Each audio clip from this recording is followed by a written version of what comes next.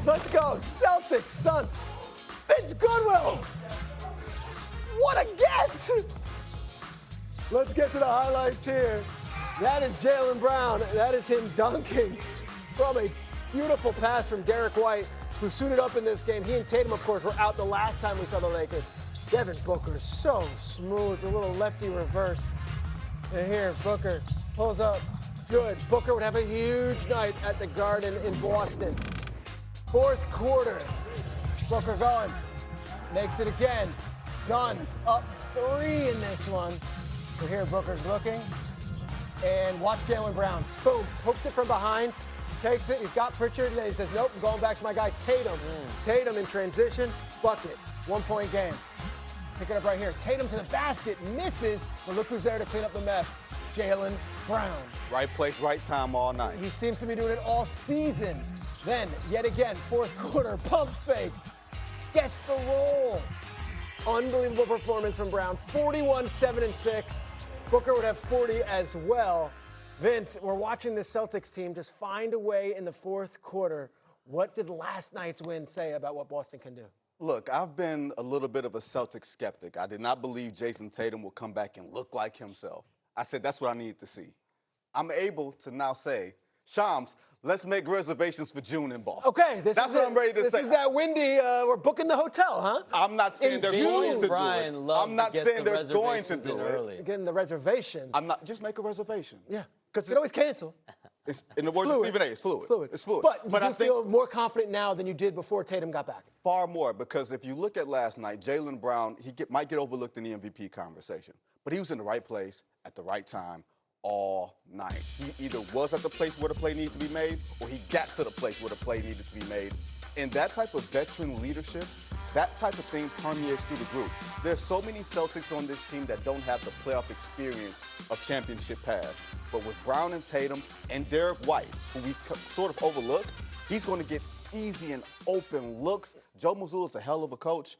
I'm ready to say it. I'm ready to say that I have confidence in the Celtics doing it. Doesn't mean they're going to, but I can see it happening. How do they plan on using Tatum moving forward, though? Because he got 20 last night. He's been playing, but it's not like he's going 40 minutes. Do you think the minutes will increase as the season goes into the postseason? Yeah, sure. Because the plan for him was like, get back on the floor. You got minutes in the 20s. You ease yourself late in the 20s, 30s. And then by the time you're near the end of the regular season, you are peak Jason Tatum, you're rounding into form, and that's when you go full throttle. Then you lift the minutes restriction. I think that is what the Celtics hope, that by the end of the regular season, they're going to be able to put themselves in a position where going into game 1 of the playoffs, they can play Jason Tatum as many minutes as they want. If he wants to go 40, he can go 40, but we're seeing him impact the game with rebounding on some nights, 20 points in 4 straight games. And for a guy, I'll never forget when I heard in late January that this guy's starting to do 5-on-5. I mean, he was 8 months, 9 months Achilles in June, from an Achilles tear. His rehab was unheard of, the dedication that he's put forth. So for him to put himself in this position, he clearly just wants a chance to make it back to the finals. Yesterday we did the show, and it was a coronation for SGA, and it's a MVP, and there's no... He could be the best player in the league. It doesn't necessarily mean he's the most valuable player in the league. Does Jaylen Brown still have a case in an SGA world to be the MVP of the league? A case, I suppose. And it feels bad after a game like last night that you're going to poo-poo it. But I think there is a difference between SGA, Jokic, and then everybody else right now from a statistical standpoint, from the effect on winning.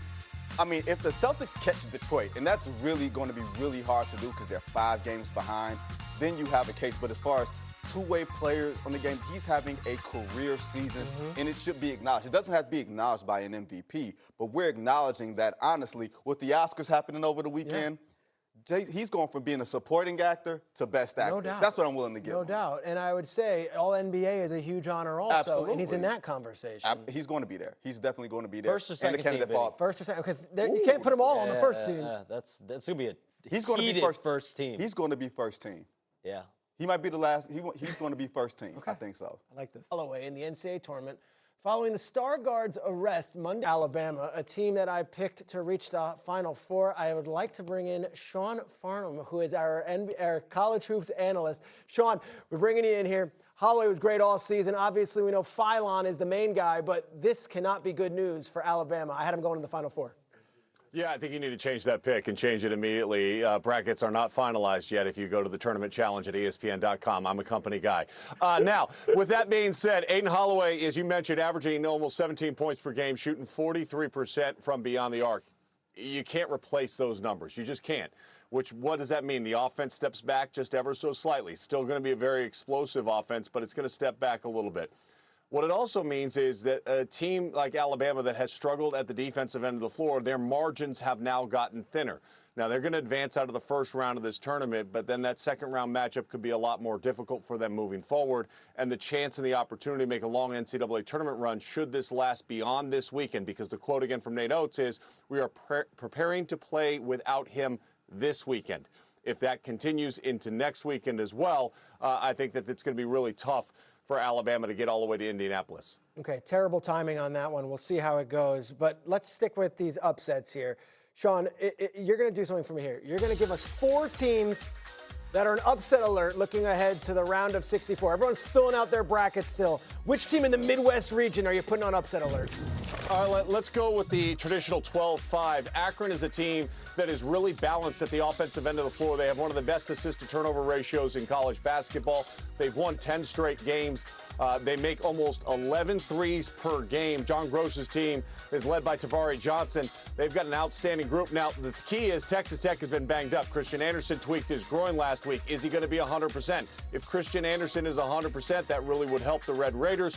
We'll have to wait and see when he takes the floor how he feels against the Zips. Okay, let's go to the West region. Who are you putting on upset alert? Well, I think when you go into the West region, I'm going with BYU. Wow. The reason why I'm going with BYU is because as much as I love A.J. DeBonsa, I think he's going to be the #1 pick in the NBA draft. He's got 13 straight games of over 20-plus points. This is a team at times that can struggle at the defensive end of the floor. Go back to just before the Big 12 tournament. They struggled to get stops. And when you look at North Carolina State, they're going to try to drive them. If Texas is able to win, they're going to try to play through the post. So BYU's got to bring the attention to detail at the defensive end of the floor, and the supporting cast has to step up around A.J. DeBonsa. We just have footage of Darren Peterson just slamming on BYU's center. All right, which team from the South do you have on upset alert?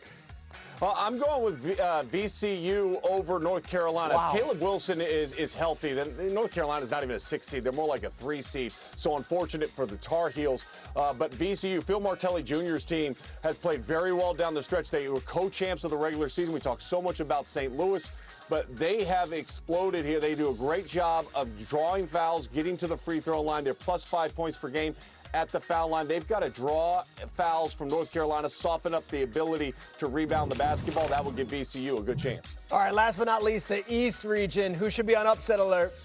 Well, I look at South Florida. This is a trendy pick for a lot of people. Why? Because the explosive offense, and not only are they explosive offense, but Brian Hodgson's team does a great job of creating steals. They average about 8.8 steals per game. Louisville can get loose with the ball at times. And then what is the situation with Michael Brown Jr., who has missed so many games with that back issue that he's been dealing with all season long? And so if they could create the turnovers, play out in front of Louisville, I think South Florida has an opportunity to advance in the NCAA tournament. All right. Yesterday on First Take, Mad Dog Russo came on and had one of my favorite sound bites of the day. Here he is after St. John's drew the #5 seed in the East region after winning the Big East title. To me, St. John's got absolutely royally screwed. I mean, if anybody watched that game on Saturday night, how in the world is St. John's not a top 12, top 15 team? Right now, they're a 5 seed. One game. Well, I mean, they killed Connecticut, who's a 2 seed. 2 seed. So the team that they beat is a 2 seed, and they beat them 2 out of 3 times. They also won the regular season championship and the postseason tournament. And they didn't beat Connecticut on Saturday night on national television on 6 o'clock. They destroyed them. All right, Sean, is Mad Dog right? Did St. John's get royally screwed? Yes, they got royally screwed. They won 19 out of the last 20 games in which they've played. I mean, this is a team that is so physically imposing. And, yeah, they beat Connecticut 2 out of 3 times. Now, I understand why Connecticut's going to be on the 2 line, but you can't tell me when you look at this bracket that there wasn't a spot on the 4 line or the 3 line to put St. John's. And so what I think is this actually benefits St. John's and Rick Pitino. Why? Because he's going to allow him to go to the locker room and say, nobody believes in us still. They don't believe that we can win. They put us in Duke's bracket. Oh, the disrespect. And because of that, I think the St. John's team, led by Zuby Ejiofor, is going to come out on fire in this NCAA tournament this weekend. I love this St. John's team. Zuby, so much heart and spirit. Hopkins, all these guys. Let's see how they respond to maybe getting disrespected. But before we let you go, speaking of the Final Four, the world needs to see it. Who's yours? All right, so I've got Michigan State coming out of the East because I have St. John's knocking off Duke. I've got Florida in the South. I've got Arizona in the West and Iowa State in the Midwest. I've got, I think that Final Four is just absolutely loaded with teams that are different, unique, and difficult to prepare for in short